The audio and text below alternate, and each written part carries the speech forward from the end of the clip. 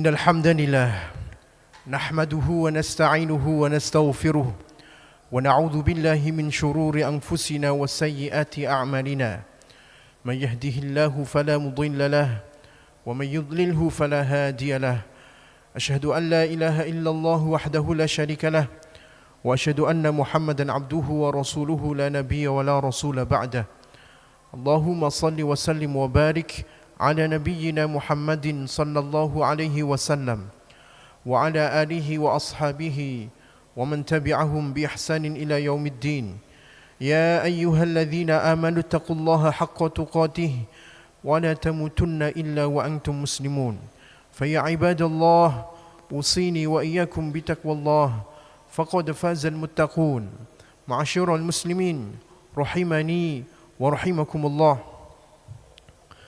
Senantiasa kita bersyukur dan memuji tiada henti kepada Allah Azza wa Jalla yang tidak bosan dan tidak capek memberikan nikmat kepada kita semuanya. Bentuk daripada rasa kesyukuran kita kepada Allah, kita berusaha mengejawantahkan melalui menempuh jalan taat kepadanya atas cahaya bimbingan dari Allah Subhanahu wa taala, karena kita mengharapkan surga pahala darinya, dan kita menghindari larangan Allah Subhanahu wa taala atas cahaya bimbingan darinya, karena kita takut akan siksa neraka Allah Subhanahu wa taala. Melaksanakan perintah Allah sesuai dengan kemampuan maksimal setiap individu dan meninggalkan larangan Allah Subhanahu wa taala secara total. Maka dengan jalan takwa ini satu-satunya jalan ketika seorang hamba ingin mendapatkan segala solusi permasalahan di kehidupannya, baik di dunia maupun di akhirat. Takwa adalah satu-satunya jalan ketika hamba itu ingin mendapatkan kehidupan yang lapang, kehidupan yang membahagiakan. Takwa juga adalah satu-satunya jalan ketika seorang hamba itu ingin mendapatkan naungan di hari yang tidak ada naungan kecuali naungan Allah Subhanahu wa taala. Ma'asyiral muslimin rahimani wa rahimakumullah. Kita berada di penghujung bulan Desember yang merupakan akhir penghujung dari bulan dan penutup tahun 2025. Banyak peristiwa kejadian-kejadian di bulan-bulan sebelumnya yang kita semuanya alami, baik kita alami maupun keluarga kita, saudara kita, teman-teman kita, baik yang membahagiakan ataupun yang sifatnya menyedihkan. Ada saudara kita yang menikah di tahun 2025 yang lalu, ada yang diberikan momongan, ada yang belum menikah, dan ada yang diuji oleh Allah dengan musibah, dan ada juga yang Allah Subhanahu wa taala di tahun 2025, di bulan 2025 kemarin diwafatkan oleh Allah Subhanahu wa taala. Inilah isi dari kehidupan dunia yang tidak terlepas dari suka dan duka. Allah Subhanahu wa taala berfirman dalam surat Ali Imran ayat 140, "Wa tilkal ayyamu nudawiluha bainan nas." Itu adalah hari yang kami pergilirkan bagi manusia, terkadang suka, terkadang duka, terkadang di atas, terkadang di bawah. Liya'lamallahu alladhina amanu wa yattakhidha minkum syuhada, agar Allah mengetahui orang yang beriman dan menjadikan di antara kalian syuhada di sisinya. Masyarul muslimin rahimani wa rahimakumullah. Sekaligus ini menjadi penting untuk kita bermuhasabah atas apa yang terlewat di bulan-bulan sebelumnya. Sebenarnya muhasabah Allah Subhanahu wa taala perintahkan tidak hanya di ujung atau di awal tahun saja. Muhasabah itu seperti taubat yang Ibnu Rajab mengatakan wadhifatul umur. Muhasabah dan taubat itu pekerjaan seumur hidup. Sepanjang nyawa masih berada di badan, sepanjang roh masih ada di jasad, maka setiap nafas, setiap hari Allah Subhanahu wa taala perintahkan kepada kita untuk bermuhasabah kepadanya, agar perbuatan yang tidak baik, hal-hal yang buruk bisa kita evaluasi, dan hal-hal yang sudah baik bisa kita pertahankan dan tingkatkan menjadi yang lebih baik. Allah mengingatkan kita di dalam surat Az-Zumar ayat 36, an taqula nafsu ya hasrata ala ma farradtu fi jambillah, agar setiap jiwa itu tidak mengatakan, alangkah besar penyesalanku terhadap kelalaianku atas kewajiban-kewajiban kepada Allah, wa in kuntu laminas sakhirin, dan sesungguhnya aku termasuk orang-orang yang memperolok-olok. Jemaah yang dirahmati Allah Subhanahu wa taala, Syekh Muhammad Shalih Al-Munajid di dalam kitab Al-A'malul Qulub, Al-A'malul Qulub, amal-amal hati, beliau membagi muhasabah yang harus anak Adam itu lakukan menjadi 5 macam. Yang pertama, muhasabah yang penting hendaknya dilakukan oleh setiap anak Adam itu adalah bermuhasabah dari kewajiban-kewajiban yang dia harus lakukan di dalam syariat. Karena kewajiban ini merupakan amal yang sangat penting, yang jika ditinggalkan oleh seorang hamba akan mendapatkan murka dari Allah Subhanahu wa taala. Atau jika dilalaikan, ditunda-tunda oleh seorang hamba, juga tidak akan selamat hamba itu. Kewajiban ini seyogyanya diperhatikan dan didahulukan sebelum mengerjakan kesunahan atau amalan yang lainnya. Allah Subhanahu wa taala berfirman dalam hadis qudsi, "Wa ma taqarraba ilayya 'abdi," dan tidaklah hambaku mendekatkan diri kepadaku, ahabba bisyai'in, dengan sesuatu, ahabba ilayya, yang lebih aku cintai, mimma aftaradtuhu ilaih, daripada mengerjakan amalan yang aku wajibkan kepadanya. Amalan-amalan wajib lebih unggul, didahulukan daripada amalan yang lain. Kalau Rasulullah SAW beliau mengatakan 2 rakaat sebelum subuh lebih baik dari dunia seisinya, maka solat subuh itu sendiri pahalanya lebih banyak dari 2 rakaat sebelum solat subuh. Raka'ataini qabla al-fajri khairum minad dunya wa ma fiha. 2 rakaat sebelum solat subuh lebih baik dari dunia seisinya, maka solat subuh itu sendiri lebih banyak dan lebih baik daripada 2 rakaat sebelum solat subuh. Kemudian kalau Allah Subhanahu wa taala memberikan pahala yang besar kepada orang yang berinfak di jalannya, berjariah, membangun masjid, maka jamaah yang dirahmati Allah, zakat yang sifatnya wajib dan memberikan nafkah kepada anak dan istri lebih besar pahalanya daripada itu semuanya. Dan hal yang seperti ini patut kita renungkan untuk mendahulukan yang wajib, kemudian setelahnya baru mengerjakan kesunahan sehingga kita menjadi istimewa di sisi Allah. Kemudian yang kedua, muhasabah.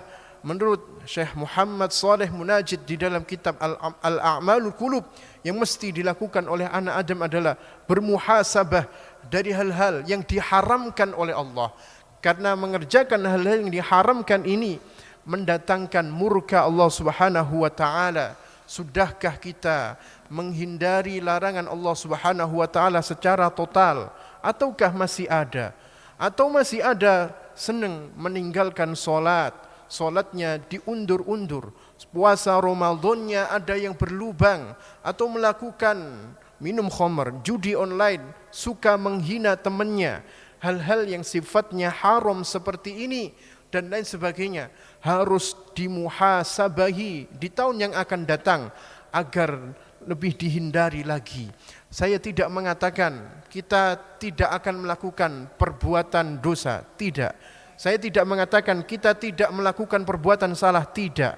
Tetapi yang ingin saya katakan adalah manusia memiliki sifat suka berbuat salah, iya. Tetapi sebaik-baik orang yang berbuat salah, dia segera mengevaluasi dirinya dan memperbaiki. Dan maksiat apapun yang dilakukan oleh anak Adam hendaknya dihindari dosa yang sifatnya besar. Ketika dosa besar itu dihindari, dosa yang sifatnya kecil ini akan dihapuskan oleh Allah, tidak dihitung oleh Allah Subhanahu wa taala.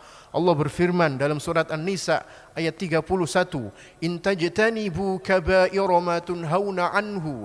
Jikalau kalian mau menghindari dosa besar yang kalian dilarang atasnya, nukaffir ankum sayyi'atikum, kami akan menghapus kesalahan-kesalahan kalian, wa nudkhilkum mudkhalan karima, dan kami akan masukkan kalian ke tempat yang mulia, yaitu surga Allah.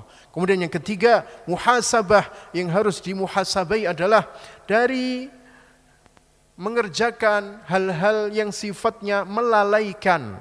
Di antara cara syaitan, ma'asyiral muslimin, untuk menggelincirkan anak Adam setelah dia gagal di dalam menjerumuskan kepada dosa besar, setelah dia gagal di dalam menghalang-halangi sifatnya wajib dan sunnah, yang dilakukan oleh syaitan adalah membiarkan anak Adam itu lalai dalam perbuatan yang mubah.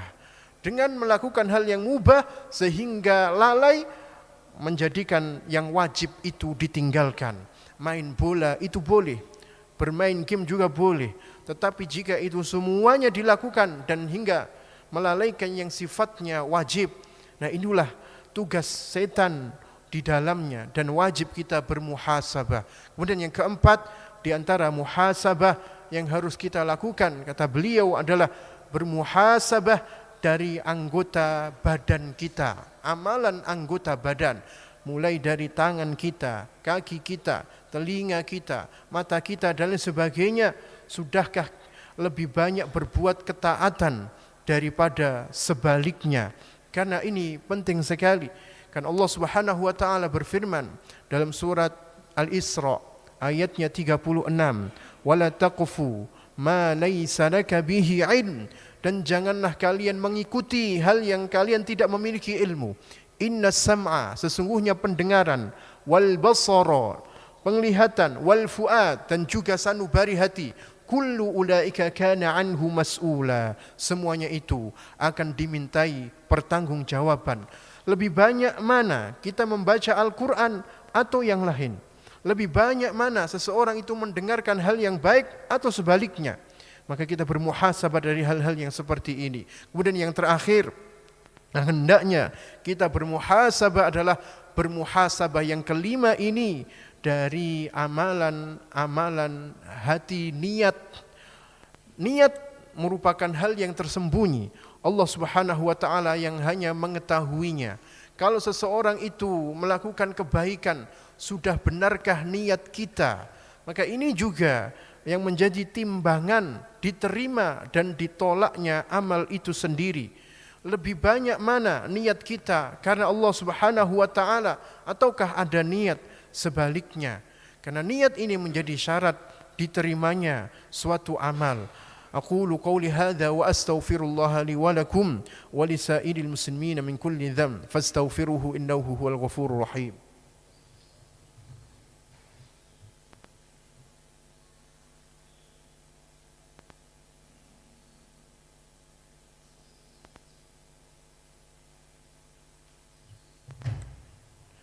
Alhamdulillahi ala ihsanih wa syukru lahu ala taufiqihi wa amtinanih. Ashhadu an la ilaha illallah wahdahu la syarika lah ta'ziman li sya'nih, wa ashhadu anna Muhammadan abduhu wa rasuluhu da'i ila ridwanih. Allahumma salli wa sallim wa barik ala nabiyyina Muhammadin wa ala alihi wa ashabihi wa ikhwanih. فقال الله تعالى في كتابه الكريم: أعوذ بالله من الشيطان الرجيم يا أيها الذين آمنوا اتقوا الله حق تقاته ولا تموتن إلا وأنتم مسلمون فيا عباد الله أوصيني وإياكم بتقوى الله فقد فاز المتقون. معاشر المسلمين رحمني ورحمكم الله. Kita semuanya akan dihisab oleh Allah Subhanahu wa taala karena perbuatan kita, bukan karena amalan perbuatan orang lain. Oleh karenanya, sifat yang suka mencari-cari kesalahan orang lain, mengkambing hitamkan orang lain, yang suka menggibah dan lain sebagainya, hendaknya itu dihindari dan dijauhi itu semuanya. Karena kita akan dihisab perbuatan kita, bukan perbuatan orang lain. Sebagaimana Umar ibn Khattab pernah mengatakan, hasibu anfusakum qabla an tuhasabu wazinuha qabla an tuzanu. Hisablah diri kalian sebelum kalian dihisab nanti, dan timbanglah diri kalian sebelum kalian ditimbang nanti. Fa inna ahwana alaikum fil hisab, karena sesungguhnya yang paling ringan dihisabnya nanti, an tuhasabu anfusukumul yauma, adalah seseorang yang sering berintrospeksi, menghisab dirinya sendiri. Kita berdoa kepada Allah Subhanahu wa taala, kita diberikan hati yang lapang, yang senang bermuhasabah atas yang kita lakukan, bukan dengan melihat, mencari kesalahan perbuatan dari orang lain. Innallaha wa malaikatahu yusalluna 'alan nabi ya ayyuhalladzina amanu sallu 'alaihi wasallimu taslima. Allahumma ighfir lil muslimina wal muslimat wal mu'minina wal mu'minat al ahya'i minhum al amwat إنك سميع قريب مجيب الدعوات ويقاضي الحاجات. ربنا لا تزغ قلوبنا بعد إذ هديتنا وهب لنا من لدنك رحمة إنك أنت الوهاب. اللهم ربنا أرنا الحق حقا وارزقنا اتباعه وأرنا الباطل باطلا وارزقنا اجتنابه. اللهم أنت ربنا فارزقنا الاستقامة. اللهم أنت ربنا فارزقنا حسن الخاتمة. اللهم إنا نسألك الهدى والتقى والعفاف والغنى. اللهم إنا نسألك سلامة في الدين وعافية في الجسد وزيادة في العلم وبركة في الرزق وتوبة قبل الموت ورحمة عند الموت ومغفرة بعد الموت. اللهم هون علينا في سكرات الموت والنجاة من النار والعفو عند الحساب. ربنا ظلمنا أنفسنا وإن لم تغفر لنا وترحمنا لنكونن من الخاسرين. ربنا آتنا في الدنيا حسنة وفي الآخرة حسنة وقنا عذاب النار. وصلى الله على نبينا محمد وعلى آله وصحبه وبارك وسلم. سبحان ربك رب العزة عما يصفون وسلام على المرسلين والحمد لله رب العالمين. والله يعلم ما تصنعون. نقيم الصلاة.